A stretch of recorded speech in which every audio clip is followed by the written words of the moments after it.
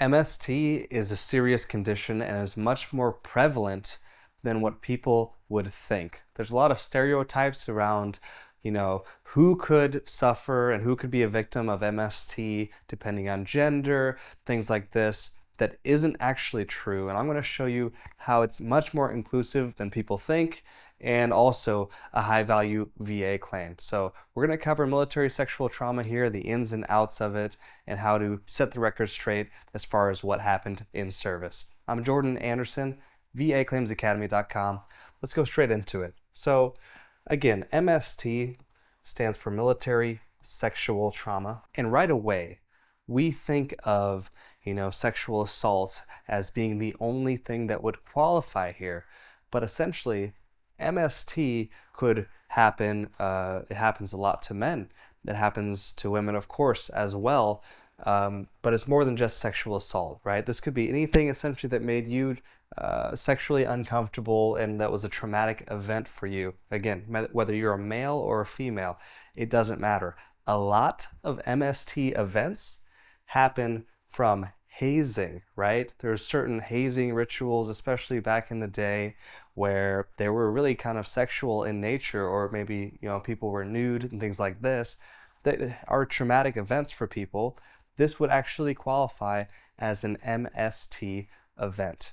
Now, the average rating, just briefly, for MST, if you get this service connected, which is very easy to do, and I'm going to explain how to do that, the average rating is somewhere between a 70 or a 100% disability rating. So 70% or upwards of 100%. The average mental rating in general is 70%, but a lot of MST, military sexual trauma, ratings in particular, I do see at that 100% level, just depending on your level of, we could call it social and occupational impairment, basically how much this impacts your work life and your social life.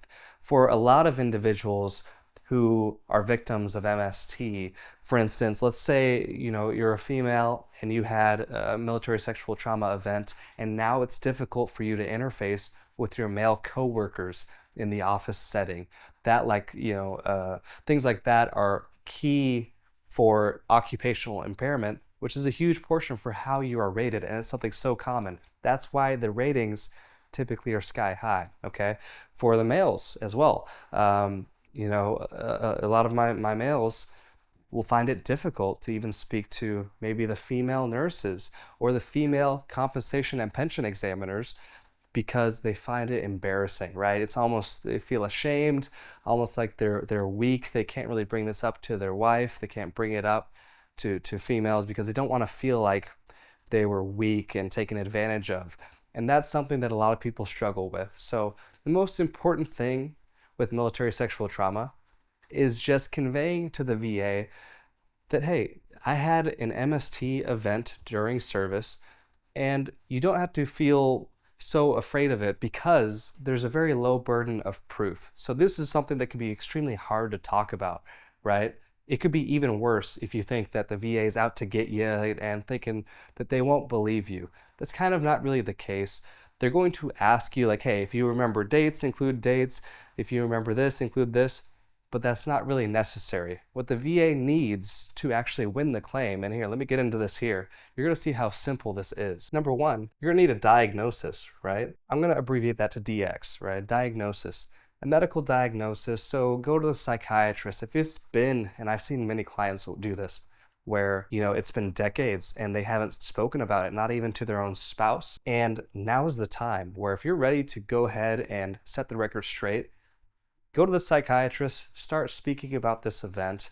Eventually, you're going to get a diagnosis. What's next? After you have your medical diagnosis, you're really going to want to create a good personal statement to tell your story. You don't have to spend, again, all that much time explaining the stressor event and what happened.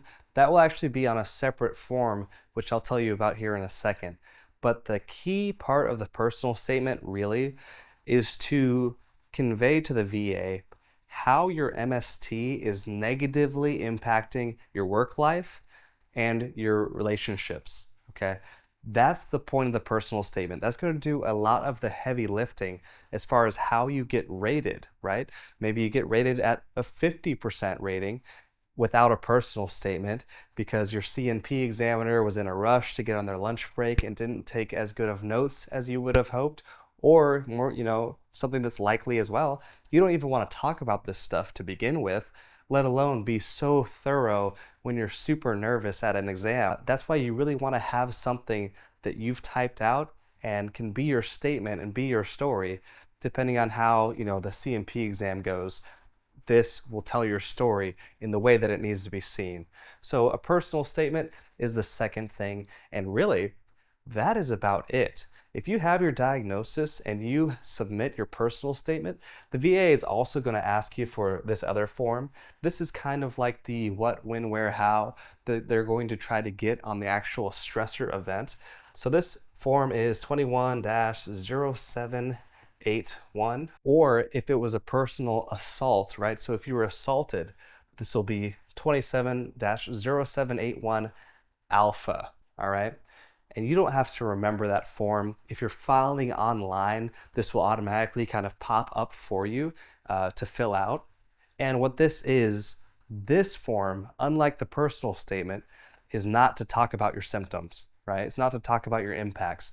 This specifically is meant to tell the VA about your stressor event as much as you can remember. Don't feel pressured again to get the exact dates right. Even on the form, it says, hey, an estimate is okay. They're going to ask you some of these questions, but if you don't know, that's totally fine. The VA, thankfully, acknowledges that one, there's a risk of repercussion naturally with the power dynamics of the military and military sexual trauma. Number two, they recognize that maybe you don't even remember. It could have been decades ago that you've held this in. How are you supposed to know what date it was? So again, don't stress yourself out about nailing these details perfectly.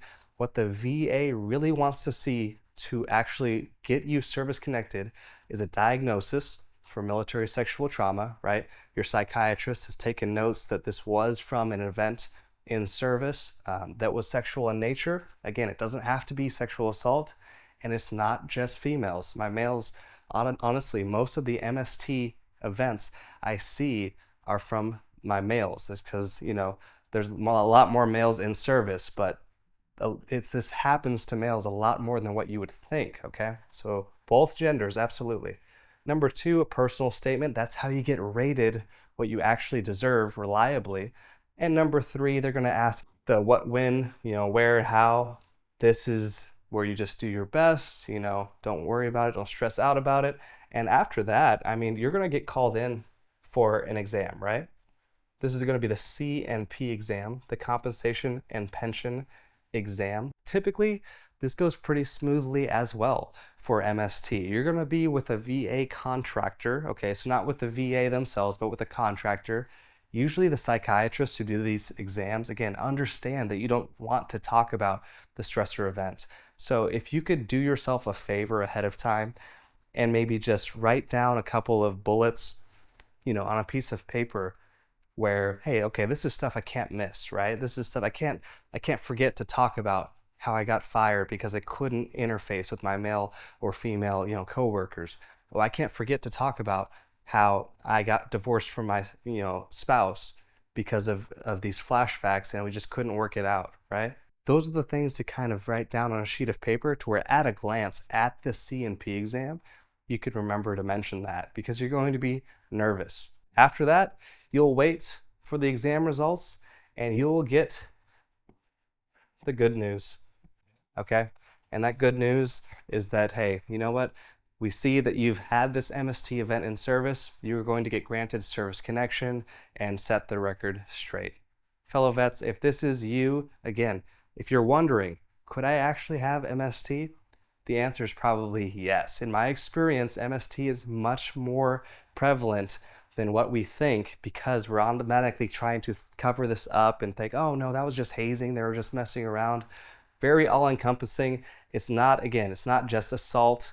So if you think this could be you, I encourage you to set the record straight because it could make you feel like this has brought a lot more closure If this has helped you out, hit the like button and let me know your thoughts below. More importantly, share this with someone who needs it. Cheers.